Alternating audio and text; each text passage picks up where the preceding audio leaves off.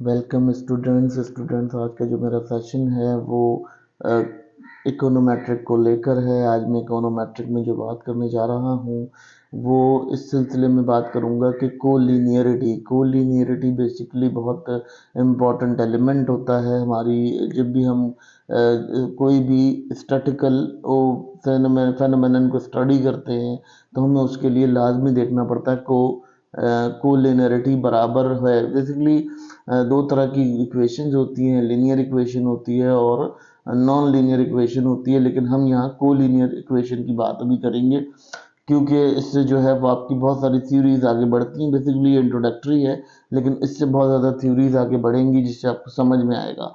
Basically इसमें होता क्या है, इसमें दो वेरिएबल्स होती हैं। अब उन दो वेरिएबल्स के अंदर क्या होता है कि वो जो दो वेरिएबल्स हैं उन दो वेरिएबल्स को हम यहाँ पर इस तरह से रख लेते हैं कि एक वेरिएबल दूसरे वेरिएबल की ऑटोमेटिक एक वैल्यू जनरेट कर देता है। तो वो जो कंडीशन होती है वो कोरिलेशन हो जाती है। ठीक है, ऐसा हो जाता है कि जैसे हमारे पास इकोनॉमिक वेरिएबल्स मौजूद हैं। अब हम जब मल्टीपल कोलिनियर रिग्रेशन मॉडल के अंदर बात करते हैं तो रिग्रेशन मॉडल में एक ऐसा टाइम पीरियड होता है, एक ऐसा वेरिएबल होता है जो ऑटोमेटिकली अपनी कोई ना कोई वैल्यू रिपीट कर रहा होता है। तो ये वैल्यू जो रिपीट कर रहा होता है ये कोलिनियरिटी कहलाती है। कोलिनियर सिंपल सी बात है, अगर हम इसको कोलिनियर अलग अलग भी कर लेते हैं तो हम इसको इस तरह से भी कह सकते हैं कि ये कोई ऐसी, अच्छा ये बेसिकली ऐसा होता है कि ये अगले भी जो वेरिएबल फाउंड हो रहा होता है उसमें बहुत ज़्यादा एक्यूरेसी ला रहा होता है। तो एक्यूरेसी की वजह से भी हम इसको समझ सकते हैं कि ये हमारा एक्यूरेसी बहुत ज़्यादा होती है। फिर उसके बाद ये एक दूसरे को इंडिकेट कर रहे होते हैं, ये सिग्निफिकेंट होते हैं, इंफॉर्मेशन इनकी जो है बहुत ज़्यादा वाइडर होती है। इसको हम इसलिए पढ़ते हैं क्योंकि ये हमें सिग्निफिकेंट वे में जो इंडिपेंडेंट वेरिएबल होता है उसकी भी एक सिंपल टर्म्स दे देता है, एक सिंपल सा एक फार्मूला क्रिएट कर देता है। अगर हम इसके बाद बात कर लेते हैं कि इसकी अगर हम किसी और वर्ड में बात करते हैं तो हम अगर दूसरे अल्फाज में इसको कहें तो कुछ इस तरह से कह सकते हैं कि ये हमारे लिए वो वेरिएबल होता है जो हमें प्रिडिक्ट कर देता है वैल्यू ऑफ अदर, यानी किसी और वेरिएबल की, एक वेरिएबल से किसी और वेरिएबल की वैल्यू निकल आती है तो ये हमारी कोलिनियरिटी कहलाती है। इसको हम यहाँ इसलिए ऐसे स्टडी करते हैं, लेकिन ये पता है बिल्कुल एग्जैक्ट निकलती है और एक बिल्कुल क्लियर निकलती है। ठीक है, जब हम इस वेरिएबल से निकालते हैं। अब हम देख लेते हैं कि कोलिनियरिटी को लगाया कहाँ जाता है, कोलिनियरिटी लगती कहाँ है, किस तरह से डील की जाती है, ये तमाम चीज़ों को यहाँ देख लेते हैं और अब बताते हैं कि कहाँ कहाँ लगती है। देखिए जी, रिड्यूस प्रिसीजन। प्रिसीजन का मतलब ये होता है कि आपका जो स्टैंडर्ड ऑफ एरर है उसका एक कोएफिशिएंट क्रिएट हो जाता है यहाँ पर, जिसको हम कम करने के लिए एक मोटा मोटा अंदाज़ा लगा लेते हैं। ठीक है, जिसे मोटा मोटा अंदाज़ा कह लेते हैं। फिर उसके बाद अगर हम कहते हैं अनरिलायबल एस्टिमेशन, यानी अनरिलायबल एस्टिमेशन ऐसे कि जब हमारे पास, अब उस सूरत में क्या होता है, अगर हम यहाँ बात कर लेते हैं तो ये जो सेकंड सूरत होती है अनरिलायबल, यानी अनरिलायबल ऐसे होता है कि जब हमारा मॉडल हमें पता हो कि इसमें कुछ शिफ्ट आ सकता है, चेंज आ सकता है, तो हम वहाँ जो वैल्यू रखेंगे वो वैल्यू हमारी जो है वो एस्टिमेशन जो है हमारी डिस्कस की जाएगी। वो एज अ डिस्कशन हमारे पास जो है हम उसको कोलिनियर वे में रख सकते हैं ताकि हमारा जो मॉडल है वो बिल्कुल एग्जैक्ट वे में काम कर सके। जब हम उसे रियल वर्ल्ड में लगाएं उसका एक वर्किंग पीरियड हो। जब आपका जो नंबर ऑफ वेरिएबल है, अगर वो वेरिएबल अपनी जगह से मूव कर गया है और बहुत डिफिकल्ट हो रहा है आपको उसको मॉडल में रखने के लिए, क्योंकि वो बहुत ज़्यादा मॉडल को वेरिएट कर रहा है यानी चेंज कर रहा है अपनी ओरिजिनल सिचुएशन से, तो आप क्या करेंगे, आप उसको जो है वो एक कोलिनियर उसके साथ एक अल्फ़ाबेट रखेंगे या कोलिनियर एक वेरिएबल रखेंगे जिससे आपका मॉडल एग्जैक्ट हो जाएगा। हम इसलिए कोलिनियरिटी का इस्तेमाल करते हैं और कोलिनियरिटी इस्तेमाल करने की बेसिक वजह ये होती है यहाँ पर कि आपके पास ये तमाम चीज़ें क्लियर हो जाती हैं, ये विजन आपका बिल्कुल जैसे कहना चाहिए थॉट्स क्लियर हो जाते हैं आपके, आपको ये समझने में आसानी हो जाती है कि जो हमारा कोलिनियर मॉडल है वो किस तरह से डील करता है या कोलिनियरिटी किस तरह से डील करता है।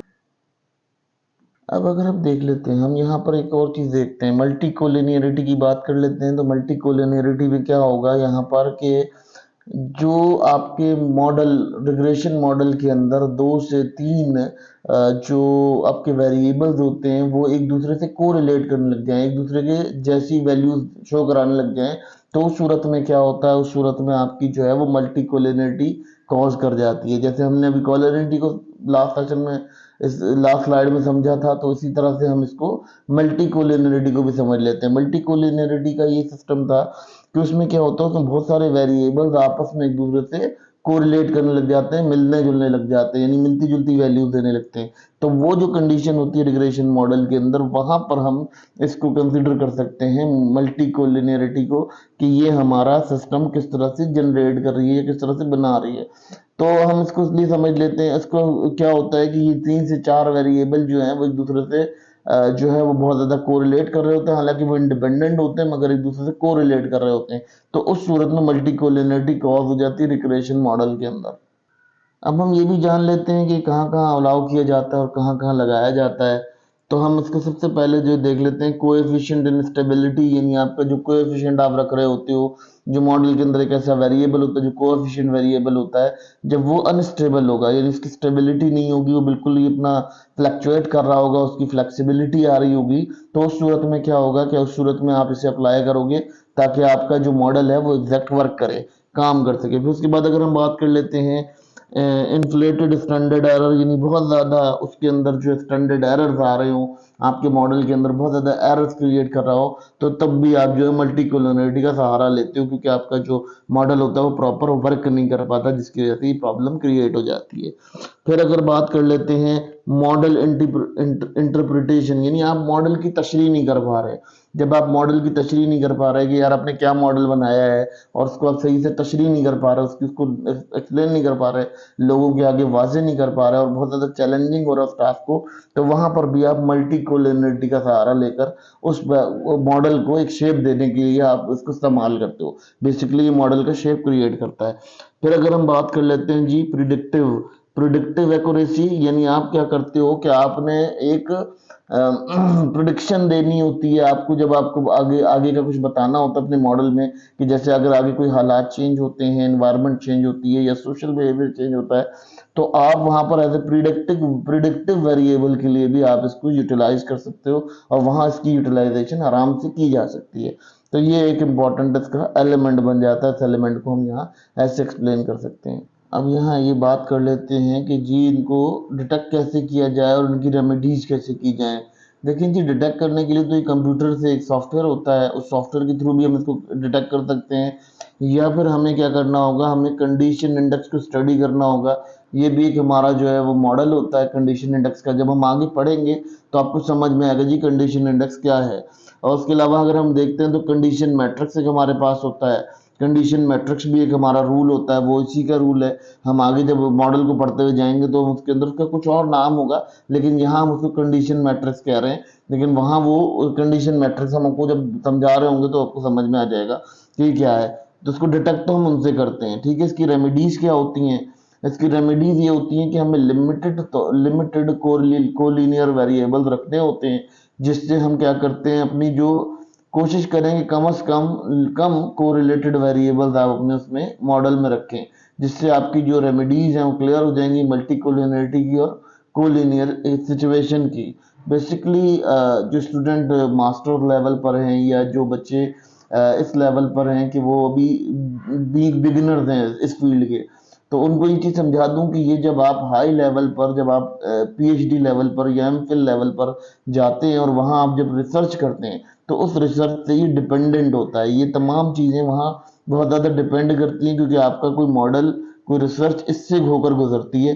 तो इसीलिए ये जो है स्टडी कराया जाता है। और बीइंग ए बिगिनर आप इसको इस तरह समझ सकते हैं, क्योंकि ये भी हम आगे पढ़ते चले जाएंगे तो आपको समझ में आ जाएगा कि ये किस तरह से डील करता है। फिर अगर हम इसकी बात कर लेते हैं, असल में मल्टी कोलिनियरिटी और कोलिनियर जो होते हैं, ये दोनों के दोनों क्या कर रहे होते हैं, ये दोनों बहुत ज़्यादा कोरिलेटेड वेरिएबल्स के ऊपर काम कर रहे होते हैं। जो इंडिपेंडेंट होते हैं उनको कोरिलेटेड होते हैं वो एक दूसरे से, और वो रिग्रेशन मॉडल में बार बार आते हैं। बेसिकली रिग्रेशन का मतलब ही ये होता है किसी चीज़ का लौट कर आ जाना, वापस आ जाना, ठीक है।